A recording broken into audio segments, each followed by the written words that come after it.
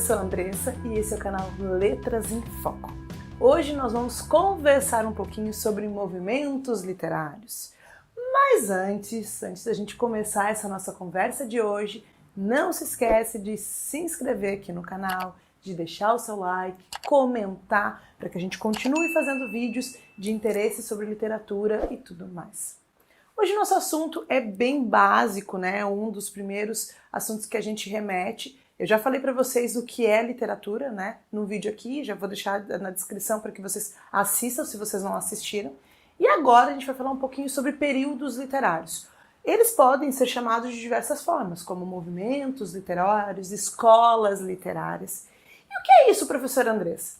Então, né? São momentos de transição que se transformam, então, ao longo do tempo e momentos que vai estar em alta aí, certas tendências, né? Então, antes de começar a explicar exatamente o que são, eu quero que vocês pensem na moda, né? Um bom exemplo é a moda. Se a gente pegar, né, nos anos 70, era muito comum que se tivesse aquelas calças bocas de sino, por exemplo, né? Aquela calça um cós mais alto, a barra dela era mais alongada. E nos últimos anos, né, tem aí, surgiu, né, de novo, na verdade surgiu não, elas voltaram com outro nome, no caso era a calça flare, né. E aí, agora nos últimos tempos, nós temos aí a calça wide leg, que também serve, que também tem essa proposta de ter a barra um pouco mais alongada. Mas por que você está falando de calça, professora, né, se a gente está falando de literatura? Mas é só para vocês terem uma noção que ao longo do tempo, né, a gente vai tendo aí como a moda, que elas vêm, elas voltam. Então assim são os movimentos literários, essas tendências, né? Então se a gente pensar então ao longo da história, a gente vai ter várias características literárias e que são específicas de tempos, né? De tempos em tempos elas nascem, aí elas voltam de uma outra forma, com uma outra roupagem. É importante que a gente tenha também a noção de que um período literário, a gente coloca ali, né, a data de início e a data de fim, para que a gente consiga ter uma localização em relação ao tempo. Mas não é preciso, isso não é uma coisa que a gente possa dizer assim, olha, hoje nós temos o romantismo, a partir de amanhã vai ser o realismo. Não, isso não é possível, né? Até porque sempre ficam alguns resquícios do período literário anterior, certo?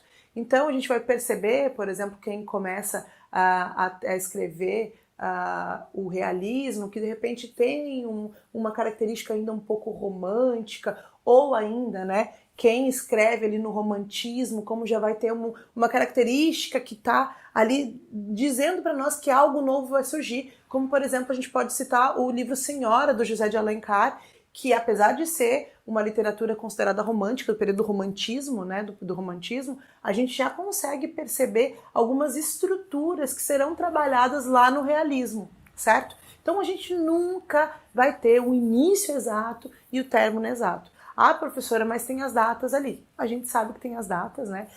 Mas é mais mesmo para a gente poder se localizar enquanto ao tempo.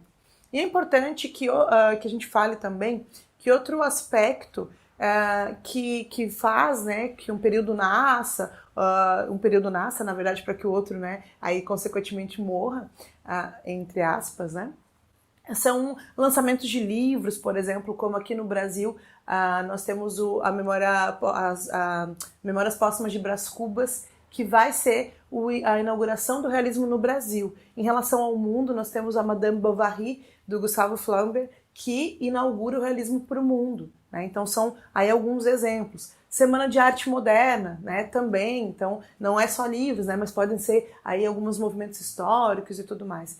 Então a Semana de Arte Moderna inaugura o modernismo aqui, né? A gente tem também aqui o período que a gente chama de pré-modernismo, que não é exatamente uma escola literária, mas é esse grito de que algo novo estava surgindo, certo? Então é importante que a gente tenha, né, essas noções em relação ao tempo.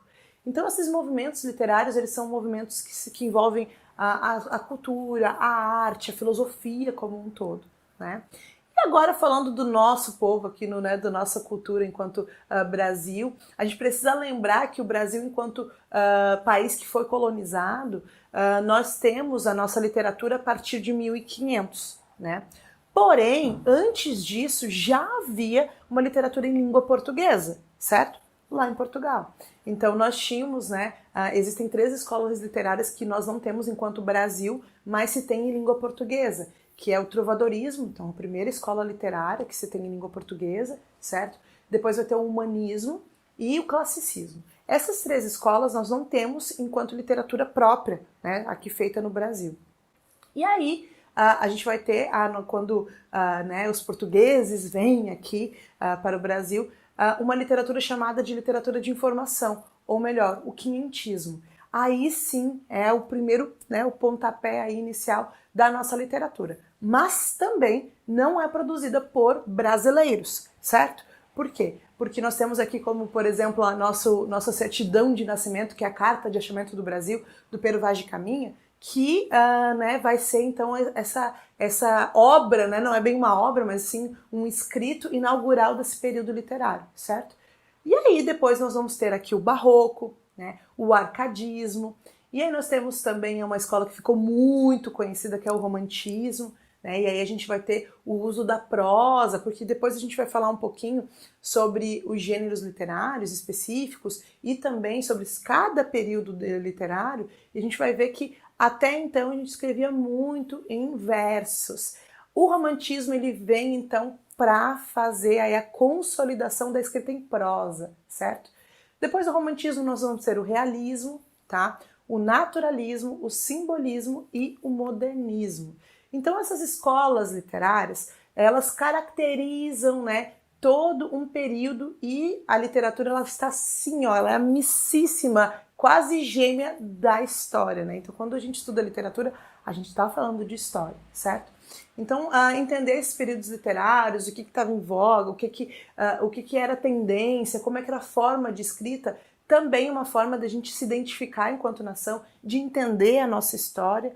E a partir de agora, né, a ideia é que a gente faça aí uns vídeos para vocês sobre cada período literário específico, deixando aí para vocês, né, esmiuçando para vocês essas informações que são muito importantes, tanto para você que tem curiosidade, quanto para você que vai prestar vestibular, Enem. É importantíssimo que você tenha, né, sob posse essas informações.